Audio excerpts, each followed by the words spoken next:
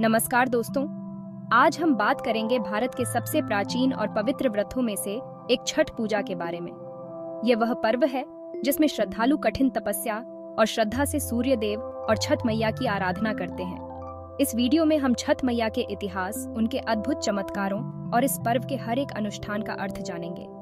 आइए चलते हैं इस अद्भुत यात्रा पर। छठ पूजा का इतिहास पौराणिक काल से जुड़ा है। कहा जाता है कि महाभारत के समय में द्रौपदी और पांडवों ने छठ व्रत का पालन किया था ताकि उनके जीवन में समृद्धि और विजय का आशीर्वाद मिले। वहीं रामायण काल में भगवान श्री राम और माता सीता ने वनवास के बाद अयोध्या लौटने पर सूर्य देव का पूजन कर इस व्रत को संपन्न किया था। माता सीता ने संतान प्राप्ति के लिए भी छठ मैया की उपासना की थी। इसी कारण इस व्रत को स्त्रियां संतान सुख और परिवार के मंगल के लिए करती हैं। हिंदू धर्म में छठ मैया को सूर्य देव की बहन और संतान सुख की देवी माना गया है। पुरानी कथाओं के अनुसार छठ मैया वही देवी है जो संतान और घर परिवार की समृद्धि का आशीर्वाद देती है। ऐसा भी कहा जाता है कि छठ मैया का व्रत करने से भक्तों को संतान सुख की प्राप्ति होती है। जिन स्त्रियों के घर में संतान सुख नहीं होता, वे इस व्रत का पालन कर छठ मैया से संतान का आशीर्वाद प्राप्त करती हैं।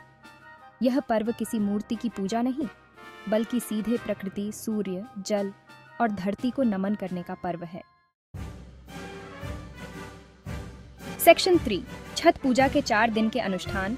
छठ पूजा 4 दिनों तक चलने वाला पर्व है जो बहुत ही विधिपूर्वक किया जाता है। आइए जानते हैं इसके 4 प्रमुख दिन के बारे में। पहला दिन, नहाए खाए इस दिन व्रती नदी या तालाब के पवित्र जल से स्नान करके शुद्ध भोजन ग्रहण करते हैं। घर की सफाई की जाती है और शुद्धता का विशेष ध्यान रखा जाता है। इस दिन चने की दाल, कद्दू की सब्जी और चावल का विशेष भोजन तैयार किया जाता है। दूसरा दिन, खरना का दिन बहुत खास होता है।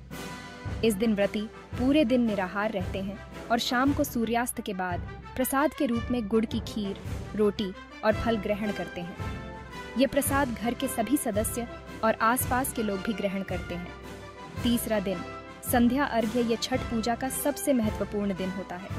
इस दिन व्रती नदी, तालाब या जलाशय के किनारे एकत्र होकर डूबते सूर्य को अर्घ्य देते हैं। महिलाएं और पुरुष पीले वस्त्र पहनकर जल में खड़े होकर सूर्य देव और छठ मैया की आराधना करते हैं।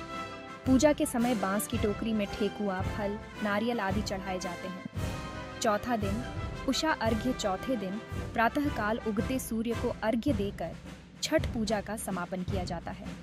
इस दिन का अर्घ्य विशेष माना जाता है क्योंकि यह नए दिन की शुरुआत का प्रतीक होता है।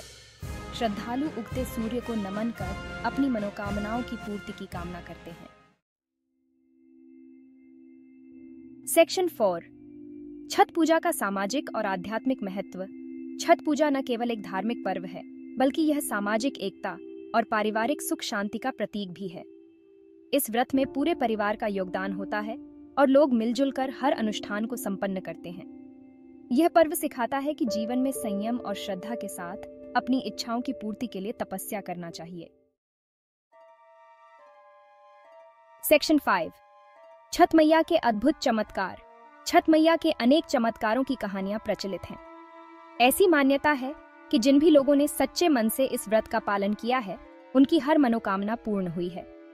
इस पर्व में आस्था इतनी गहरी होती है कि लोग कठिन से कठिन तपस्या भी खुशी खुशी करते हैं और मानते हैं कि छठ मैया उनकी हर इच्छा पूरी करती हैं।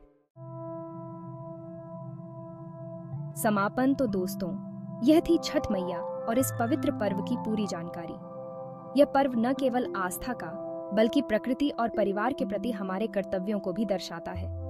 इस पर्व के माध्यम से हम अपने जीवन में संयम, त्याग और पवित्रता को अपनाने की प्रेरणा लेते हैं। छठ मैया का आशीर्वाद सभी पर बना रहे। जय छठ मैया।